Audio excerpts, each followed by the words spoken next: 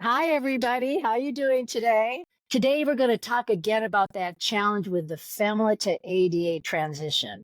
And the real underlying question that we received is, number one, can you post the job if they're asking for a 6-month leave after the original 3 months is over?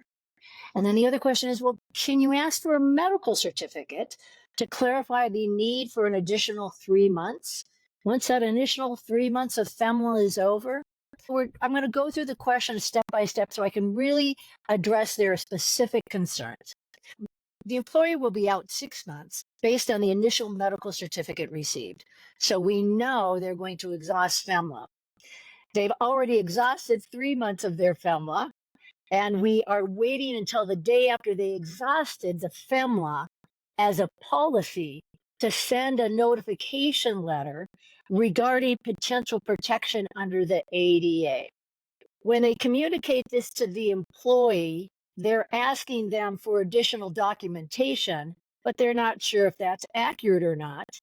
And they're informing the employee that we can no longer guarantee to hold that exact position that we held for FEMLA, and we are reviewing what is available to determine what is the next step. So let's start at the top, okay? When you've got a FEMLA certificate for 6 months, they only get 12 weeks. And once that 12 weeks is exhausted, when FEMLA ends, ADA begins all the time, every time, no matter what, if it's the employee's own serious health condition. So the question is, how are you managing that transition?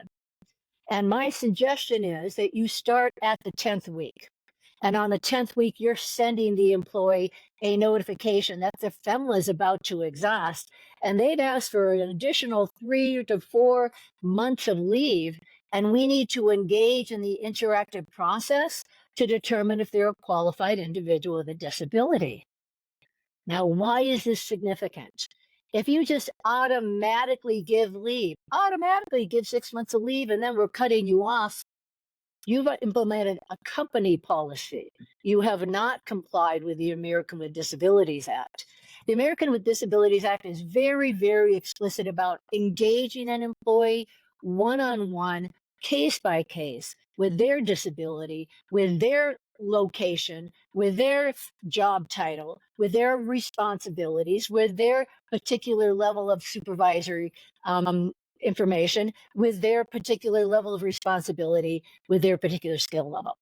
So we don't post their exact job until we have determined they will no longer be accommodated in that job with leave or any other way under the American with Disabilities Act. Then we can post that exact job.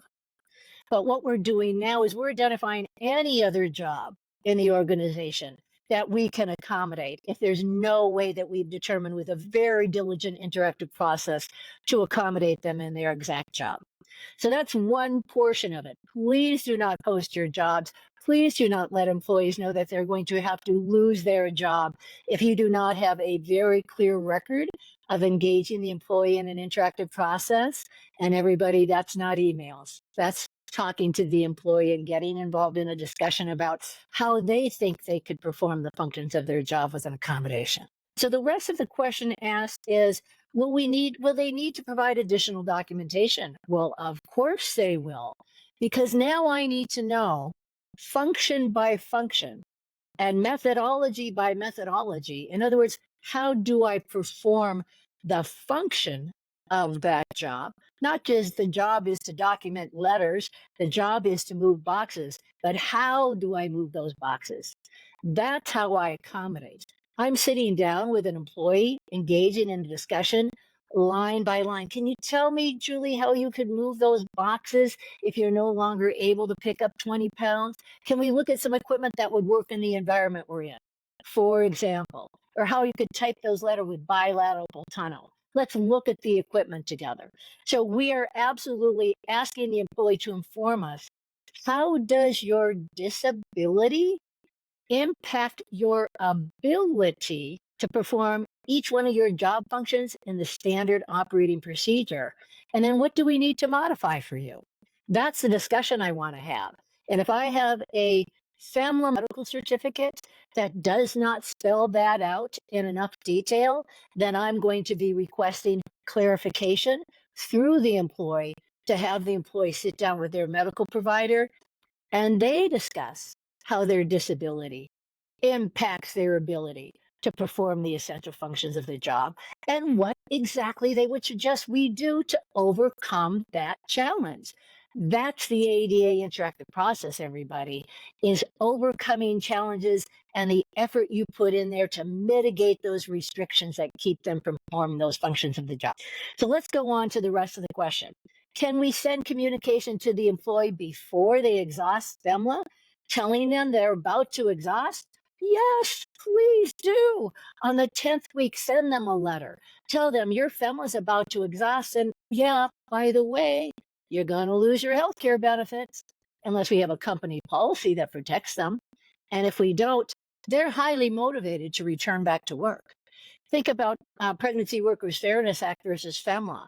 With Pregnancy Workers Fairness Act protection, they don't get medical benefits. With FMLA, they do. So make sure you're having a discussion with that little nuance when you get to it about which one they want to have before they exhaust one or the other. And you have to move into Pregnancy Workers Fairness Act and you haven't offered them FMLA and let them give you a chance to say they're eligible for FMLA with their pregnancy impacted Pregnancy Workers Fairness Act accommodation. That's going to be a whole nother discussion, everybody.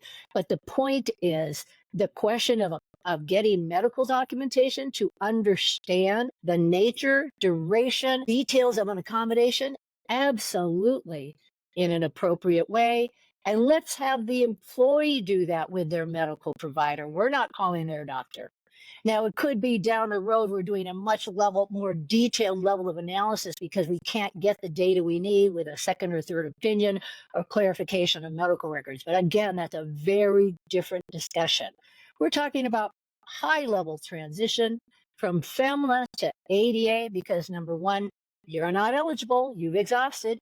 Number two, you've given us a certificate that is 9 months long. You only get 3 months of FMLA. Or you never provided a medical certificate, and we're denying your FMLA. If we deny FMLA because of failure to provide a medical certificate, of course we're engaged in the interactive process under the ADA. Denying FMLA does not result in accommodation compliance with the ADA.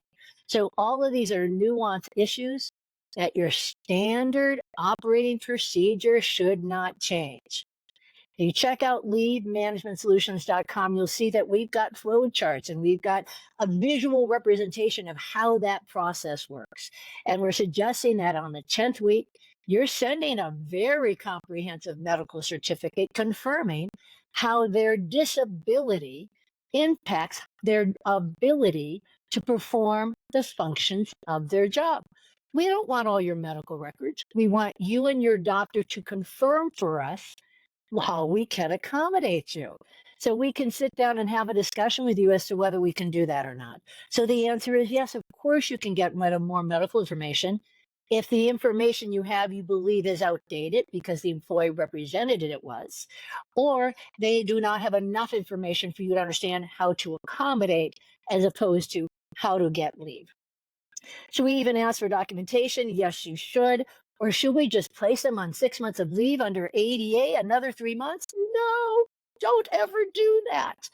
Always engage in the interactive process under the ADA before you just automatically give anybody leave, unless it's just conditional leave for a few weeks or 30 days while you go through the process. Days would be better. So let's see if I hit everything. Can we communicate with them? Yes. Should we ask them to provide us more information? Yes. Is it reasonable to just give them another 3 months? No. Make them go through the interactive process so you are compliant with your standard operating procedure, no matter how you found out they might need an accommodation under the ADA, even because they exhausted FMLA or pregnancy leave, and now they need more help.